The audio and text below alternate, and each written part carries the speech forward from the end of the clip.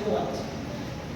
પોતે manufacturing company છે એટલે તમામ પ્રકારના બિયારણ, તમામ પ્રકારની જંતુનાશક દવાઓ, પંપ, તાત્કાલિક પોતે જાતે જ મેન્યુફેક્ચરિંગ કરે છે.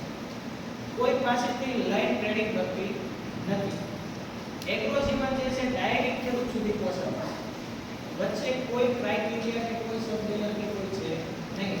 કંપની અમદાવાદની કંપની છે, અમદાવાદથી લઈ અને દરેક ખેડૂતોને ઘર સુધી પાકા બિલ સુધી પહોંચાડે છે.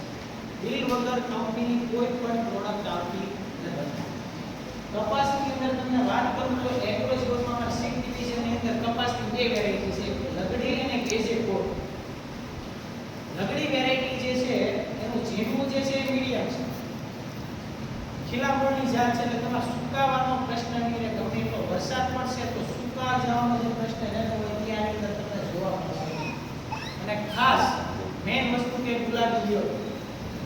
ગુલાબી ઈયળની અંદર આપણે ધારો કે કપાસનું વાવેતર મેન ઘટી ગયું કારણ શું? ગુલાબી ઈયળ આવી તેના કારણે દિવસે દિવસે ઘટતું.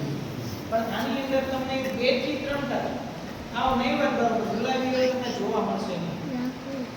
અને ખાસ એક વસ્તુ કે જે બેઠક છે એકદમ ટૂંકી હોય અને વિણાટમાં એકદમ સરળ અને વજનદાર હોય.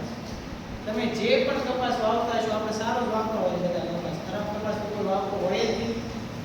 પણ હવે સમય એવો છે, કોમ્પિટિશનનો જમાનો છે. અત્યારે સમય છે કોમ્પિટિશનનો. આજે માર્કેટની અંદર એટલા હરીફ થઈ ગયા છે. ઘણી